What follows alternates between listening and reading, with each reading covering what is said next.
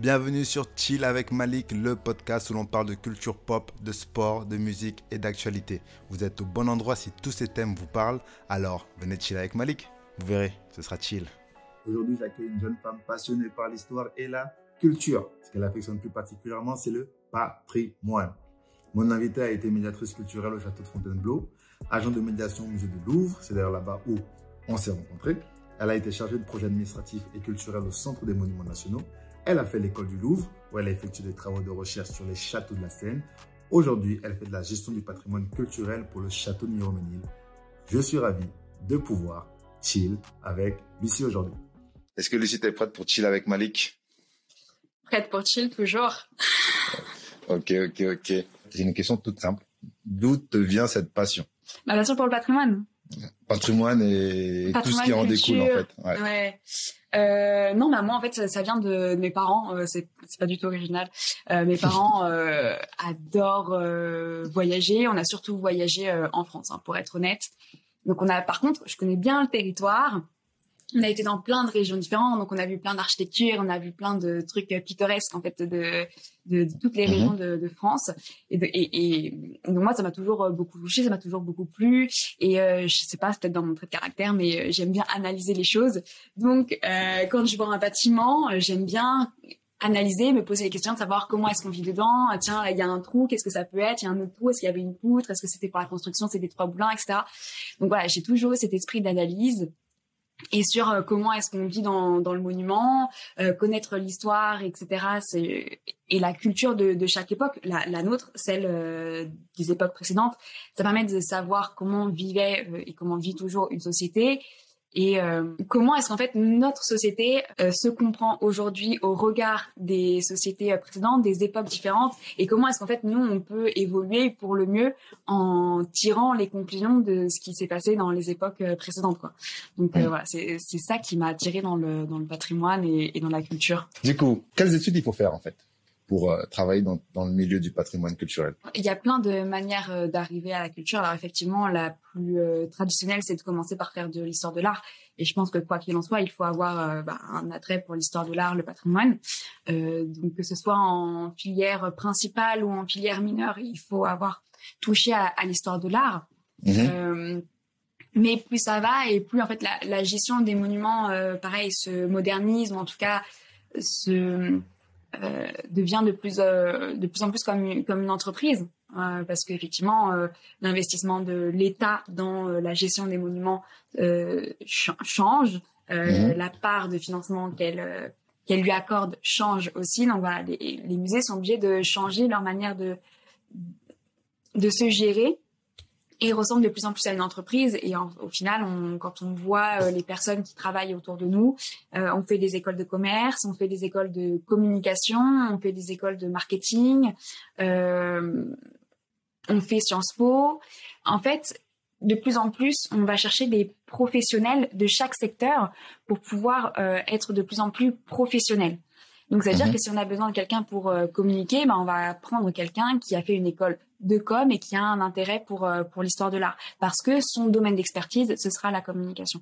Donc voilà, on va chercher à avoir de plus en plus des experts dans chaque secteur qui vont permettre le développement d'une institution culturelle. Mais pour autant, je pense que voilà, le fait d'avoir fait de l'histoire de l'art, c'est primordial. Mais il y a plein de manières d'arriver dans le secteur culturel en passant par d'autres branches. Mais l'autre impression que j'avais en fait concernant justement ce cercle fermé, je vais dire ça comme ça, mais c'est que ces métiers d'art et culture, on a souvent l'impression, du moins de l'extérieur, que c'est réservé à une certaine classe de la population, ou du moins à des gens qui ont accès déjà à ça dès l'enfance, ou qui baignent un peu dans ça grâce à leur famille. Est-ce que tu es d'accord avec moi pour confirmer cette impression ou pas? Je vais casser un peu le mythe, mais effectivement, je pense que tu as raison, dans le sens où on retrouve une même classe sociale sur certains types de métiers, mais je pense que plus ça va et plus les écoles elles-mêmes font des efforts. Je parle en tout cas de celle que je connais, pour l'école du Louvre, qui fait vraiment un effort pour que en fait ce soit vraiment accessible à tout le monde. Le Covid a changé les choses sur la manière d'entrer à l'école du Louvre, mais à la base c'était un concours. Donc en fait, peu importe de savoir d'où tu viens, ce qui compte c'est ton résultat et la manière dont tu t'es investi pour préparer le concours et le réussir.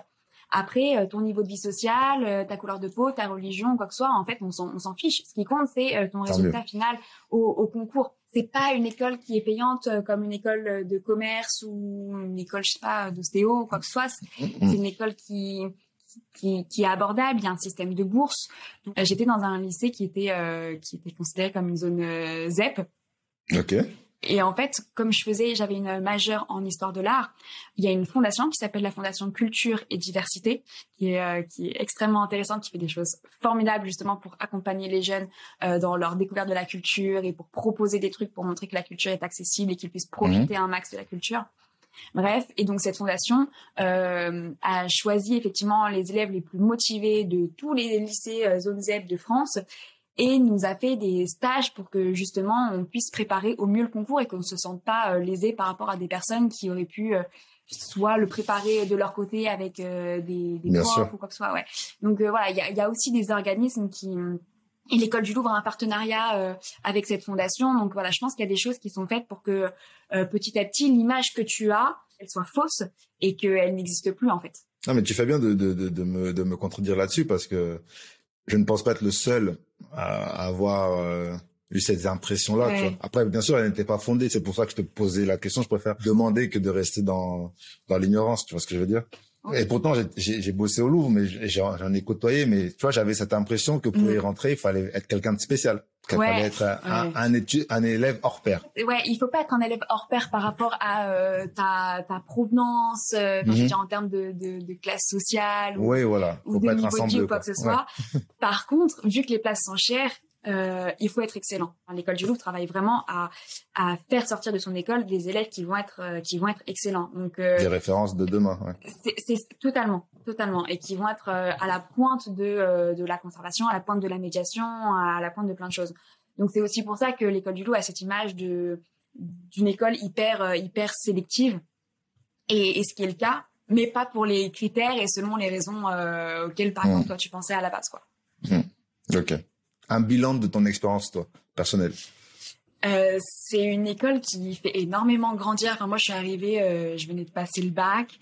J'ai eu la chance de pouvoir passer mon bac. J'ai révisé, j'ai travaillé et tout, tu vois. Mais bon, j'avais des capacités j'avais des capacités à l'école, ça allait.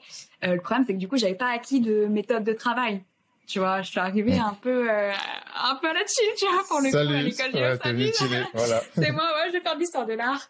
Et en fait, c'est une école où on te dit, bah non, justement, si tu veux tenir, si tu veux progresser, si tu veux réussir, bah, il faut que tu bosses. Donc, ça a été un peu le premier choc pour moi de trouver une méthode de travail et surtout d'acquérir celle de l'École du Louvre. Parce qu'ils ont une méthode bien spécifique justement pour que ce soit des études internationales et que toutes les personnes qui travaillent dans le musée aient les mêmes trames en fait, qu'on puisse tous se comprendre. Donc voilà, il fallait trouver une méthode de travail, il fallait rentrer dans le moule. Et une fois que c'est fait, par contre, après tu t'épanouis parce que l'École du Louvre a l'avantage de te faire découvrir, de te faire apprendre de manière assez ténue toute l'histoire de l'art, de la préhistoire à nos jours, sur toutes les parties du globe. On a abordé toutes les parties du globe, tu vois. Parfois, après, nice. Ouais, voilà, c'est ça. Donc après, t'es pas spécialiste. Par exemple, effectivement, on a fait l'art de l'Afrique, on a fait l'art de l'Océanie, etc. Je serais jamais spécialiste de ces territoires-là. Par contre, effectivement, parallèlement à cette histoire générale de l'art, on a des spécialités qui te permettent d'approfondir ton contenu, de te spécialiser sur un domaine spécifique qui te touche particulièrement. Et du coup, cette double perspective, en fait, une perspective générale et un focus sur un domaine ou un support par exemple, art graphique, par exemple, qui te touche particulièrement, en fait, c'est ça qui est super à l'École du Louvre. Et le troisième point qui m'a beaucoup plu et qui m'a définitivement dit c'est cette école que je veux faire, c'est de pouvoir être directement dans les musées. Certes, on a des cours en amphi, tu vois, quand t'es 300, effectivement, il faut que tu sois en amphi. Et en fait, après, on est répartis en petits groupes et on a des TDO, c'est-à-dire des travaux dirigés devant les œuvres, où là, on est en petits groupes avec un prof et on va dans les musées, Paris, Île-de-France et parfois même on va plus loin. Et là, par contre, tu vois les œuvres en vrai, tu comprends leur matérialité, tu comprends leurs dimensions, tu les retiens mieux, tu les vois en 3D, etc. Donc, tu vois l'architecture. Enfin, c'est vraiment la. C'est une immersion. Touché, quoi. Oui, clairement. Et puis, si tu veux travailler dans les musées, il faut que tu puisses voir les œuvres dans les musées. Il faut que tu puisses voir quelle est la signalétique pour conduire au mieux, qu'est-ce qui fonctionne en signalétique dans les musées, comment est-ce qu'on fait un cartel, les langues qui sont utilisées pour les cartels, la taille. En fait, tu vois l'œuvre et tu vois comment fonctionne le musée de manière générale. Enfin voilà, c'est pour ça que cette école m'a beaucoup plu, même si elle est dure. Ouais.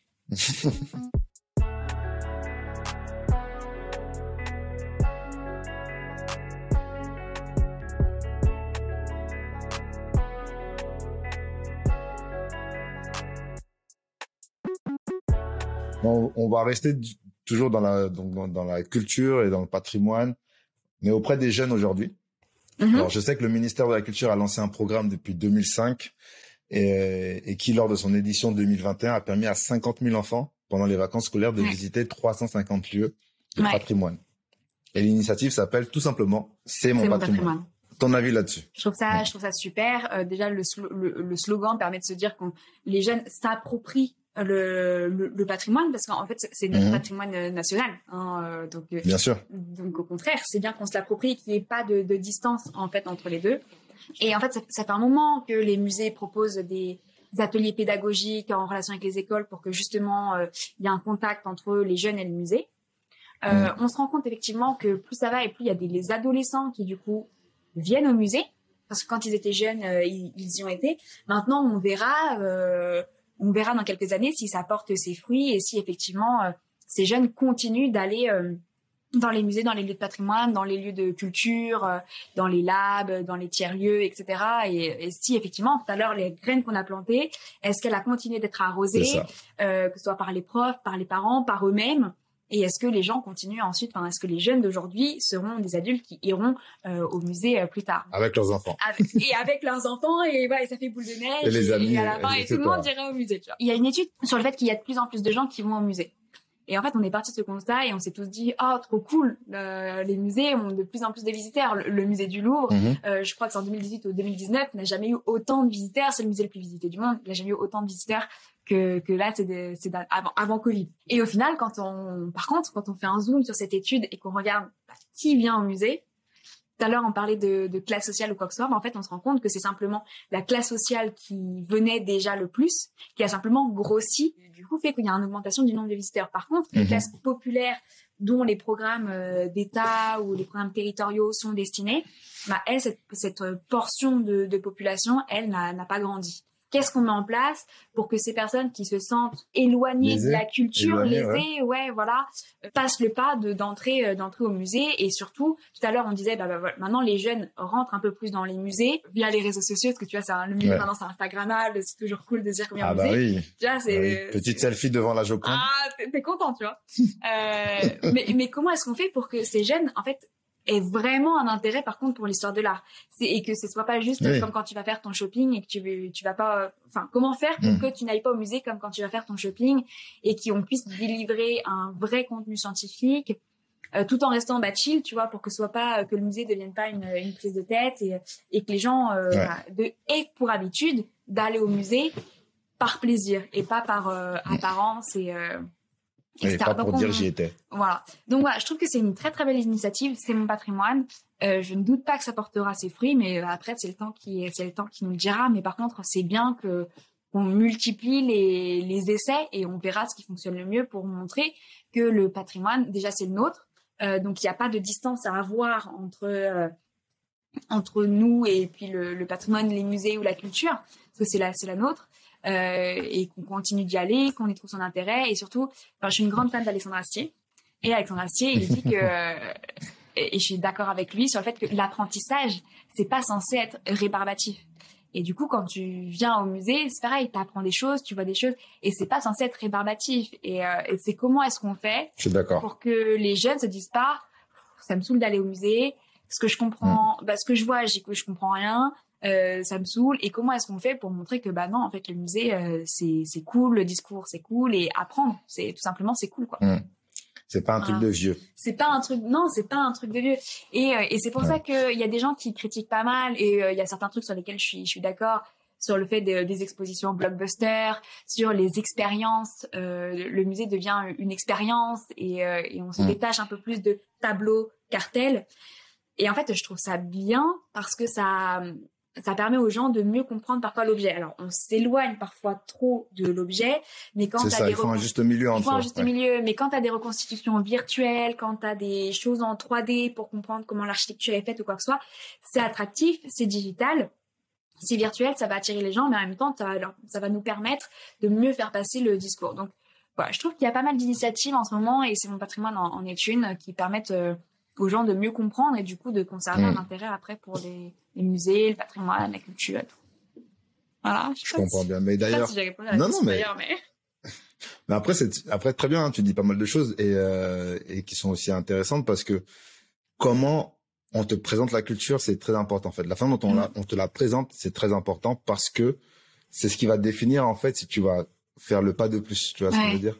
Ouais. Si ta première rencontre avec la culture n'est pas intéressante, ça va être très difficile pour toi de retrouver cet élan d'envie de poursuivre. Ouais. C'est comme avec les maths. Moi, je suis tombé sur un prof de maths. Je dirais pas dire il était pas bon, mais pour moi, il était pas bon pédagogue. Je pense qu'il a pas su trouver en moi, dès le départ, ce qui m'aurait fait aimer les maths. Et après, j'avoue, j'ai pas aussi fait l'effort derrière, tu vois. Ouais, mais parce que t'as pas eu la bonne accroche, et après, genre, après, t'as dit, c'est bon. Oui. Ouais. Et il y a toujours le fameux, est-ce que ça va me servir dans la vie plus tard, tu vois? Ouais, c'est ça, genre, qui était en fait une excuse facile. Ouais, mais c'est encore, et encore, les maths, tu peux te dire, bah oui, ça, finalement, ça va me servir, tu vois. Bon, même si des fois, les équations et tout, on s'en sert moins. Mais tu peux te dire alors que le problème avec l'histoire, le patrimoine et les musées, c'est que, a priori, dans ta vie quotidienne, ça ne te sert à rien. Non, si, tu t'en sers tout le temps, quand même. Mais oui, mais en fait, parce que mine de rien, ça fait partie de ton bagage, en fait. Mais voilà, mais le truc, c'est parce que toi, tu t'en es rendu compte. Mais pour les gens qui ne sont pas dedans, en fait, a priori, tu te dis, l'histoire, c'est cool, j'ai appris une date par cœur, j'ai appris 1492 et c'est génial, j'ai appris 1515 Marignan, et à quoi ça va me servir de savoir que François Ier a gagné la bataille de Marignan en 1515? Et tu te dis, a priori, ouais, non, mais a priori, comme ça te sert à rien, tu vois. Et au final, quand tu rentres dans ce domaine-là, bah, tu te dis qu'effectivement, tous les jours, tu es en contact avec la culture, que tous les jours, tu pratiques la culture, et qu'au final, bah, en fait, c'est hyper intéressant. Et c'est pour ça que je suis contente, en fait, que t'aies commencé à me contredire, parce que ça veut dire que le chemin est en train d'être fait, que les gens prennent conscience que si, le patrimoine, la culture, les musées, c'est notre quotidien, que comme tu le dis, c'est notre backstage, c'est notre identité. Mais franchement, je suis ravie de ce que tu viens de me dire, en fait. C'est cool. Oh, tant mieux si j'ai réussi à t'impressionner, tant mieux. Non, mais c'est bien, ça fait son chemin. La culture, pour moi, c'est ça, c'est pour la connaître, il faut qu'on t'en parle, il faut qu'on te la présente et qu'on te la fasse aimer. Ouais. Tu vois. Du coup, j'ai fouillé quelques chiffres rapidement là-dessus. Je suis allé sur le site de l'IFOP, hein, et c'était en 2007. C'est des chiffres qui datent de 2017, pardon. Donc, 25% des Français attribuent une note inférieure ou égale à 5 sur 10 à l'importance de la culture dans leur vie. 35% sont des CSP-, 19% des CSP+, et 13% des diplômés supérieurs. Il résume le truc en disant niveau de diplôme et appartenance sociale sont les variables les plus discriminantes dans l'appréciation de l'importance accordée à la culture dans sa vie, bien plus que le sexe, l'âge ou la taille de la commune de résidence. Les classes supérieures et moyennes s'approprient ainsi très majoritairement la culture comme élément central de leur vie, alors que les couches modestes et populaires n'en font qu'un élément secondaire. Et en fait, c'est une très bonne analyse, et c'est exactement ce que je te disais tout à l'heure sur le fait que les musées ont de plus en plus de visiteurs, mais du coup, CSP vient au musée, bah, tu te rends compte que c'est justement les diplômés, les cadres sup, etc., ceux qui ont potentiellement plus baigné depuis qu'ils sont plus jeunes dans la culture. Dans la culture. Mais que les CSP- ou quoi que ce soit, eux, leur part de considération de la culture dans leur vie, dans leur centre d'intérêt, et du coup dans passer le pas au musée, bah elle a pas bougé, elle a pas augmenté malgré les efforts qu'essaient de faire l'État et les musées territoriaux. Et du coup, est-ce qu'on est sur la bonne démarche ou pas? Enfin, c'est des grandes questions auxquelles je pourrais pas te répondre, mais qui nous sont contemporaines, en tout cas en professionnels des musées, ouais. Du coup, je fouille encore une autre question sur le sondage. Ouais. La question, c'était le manque d'envie est une des principales raisons de l'éloignement des Français à la culture. L'envie d'avoir envie manque le plus fortement aux couches les plus modestes de la population. entre 40 et 50% des membres des CSP- disent ainsi ne pas désirer lire plus, aller davantage au théâtre ou se rendre plus à un concert de musique classique. Et on trouve sans doute là une des raisons aux limites de la démocratisation culturelle, puisque ni la baisse des tarifs ou la gratuité, ni la constitution d'offres ciblées sur les publics les plus éloignés ne répondent de manière centrale à ce problème de désir lié bien plus à la socialisation, à l'éducation et à la formation des goûts. Et c'est ce qu'on disait. Exactement. Et en fait, du coup, je pense que ça vient de l'enfance. C'est-à-dire comment est-ce que depuis qu'on est jeune, on pourrait avoir une démarche pour faire en sorte qu'il y ait un peu plus ce désir culturel en fait. Mais après, je trouve que c'est déjà une bonne chose d'entendre que les gens ont quand même envie d'aller au théâtre, qu'ils ont quand même envie de, je sais pas, d'aller voir un ballet, d'aller au ciné, quoi que ça. C'est déjà une première approche. Par exemple, l'Opéra de Paris a diffusé au cinéma des prestats de l'opéra au cinéma, tu vois, justement pour pouvoir s'insérer dans les médias qui sont plutôt habituels pour les classes sociales populaires. Même si je trouve que c'est bizarre comme intitulé et comme classification, mais du coup peut-être qu'il y a l'utilisation d'autres médias ou quoi que ce soit. Et je pense que c'est ça qui est important aussi de montrer aux jeunes que tu passes un bon moment et que c'est un truc cool quand tu es dans un musée, quand tu vas au théâtre, quand tu vas voir un ballet, un orchestre ou quoi que ce soit. Et c'est ça qu'il faut multiplier en fait. C'est ces bonnes expériences qu'il faut multiplier pour qu'il y ait une continuité derrière. Enfin, je sais pas ce que t'en penses, mais Non, je suis totalement d'accord et je vais même rajouter que avoir la culture, c'est pas être intelligent. C'est ce que les gens confondent. En fait, les gens, ils pensent que avoir la culture, c'est être un intello. Ouais, mais non. Moi, je ne dirais pas que j'ai un énorme niveau en culture. Je connais ce que je connais, tu vois, parce que je suis curieux sur mes sujets de prédilection. Je vais avoir beaucoup de culture sûrement sur le cinéma, les jeux vidéo, le basket, mais je vais quand même savoir qui est Baudelaire.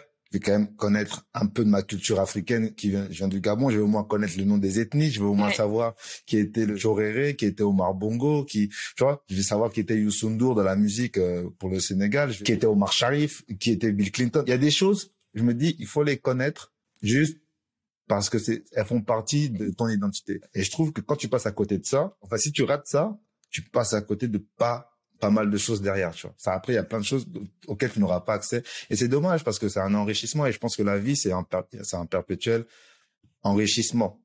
Tous les jours, tu es là pour apprendre, tu es là pour inspirer des gens quand t'inspires quelqu'un, derrière cette personne aussi va t'inspirer sur autre chose. Ou tu seras inspiré par quelqu'un d'autre un jour ou l'autre, tu vois. Et je pense que ça, c'est ce qu'il faut inculquer aux enfants, c'est que apprendre, c'est drôle. Clairement, apprendre, c'est drôle.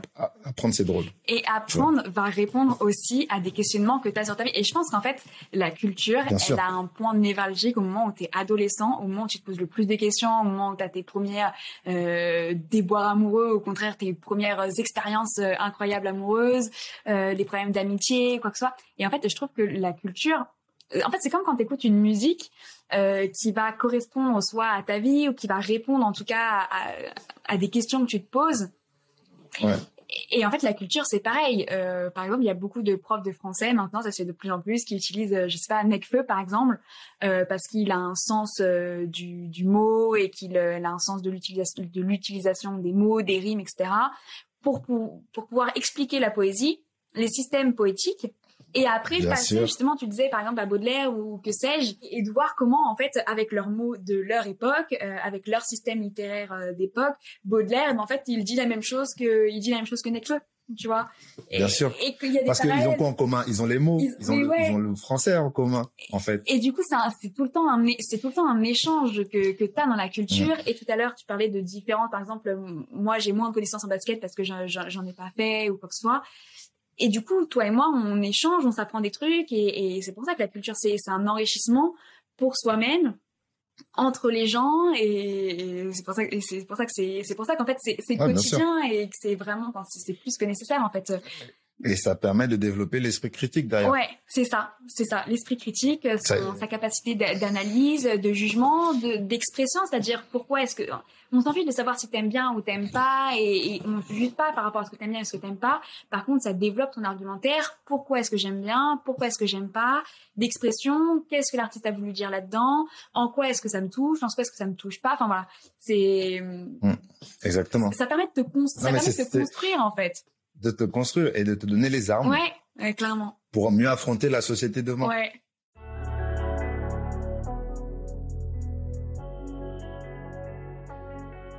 est-ce que tu as un dernier mot pour nos auditeurs avant de clôturer l'émission?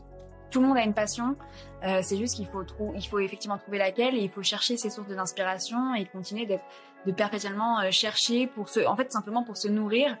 Et ça peut être par le patrimoine, ça peut être par les musées, ça peut être par la lecture, ça peut être pour plein de choses, mais perpétuellement continuer de se nourrir, parce qu'il n'y a pas besoin d'être quelqu'un, et on peut être n'importe qui pour toucher à n'importe quoi. Donc non, continuer de s'inspirer, de se nourrir, peu importe par quoi. En fait, quoi qu'il en soit, ça vous fera grandir. Il faut pas avoir peur d'approcher la culture, les musées, le théâtre ou quoi que ce soit, parce que déjà les portes sont grandes ouvertes, et parce que on va forcément y trouver quelque chose qui va correspondre à notre identité, qui va correspondre à nos goûts, et ça nous fait grandir toujours. Voilà. Bon, en tout cas, merci beaucoup, Lucie. Merci à toi. Et à tout le monde, à très bientôt pour un nouvel épisode. Aujourd'hui, on a parlé culture et c'était super intéressant. Voilà. Allez, ciao, ciao. Salut!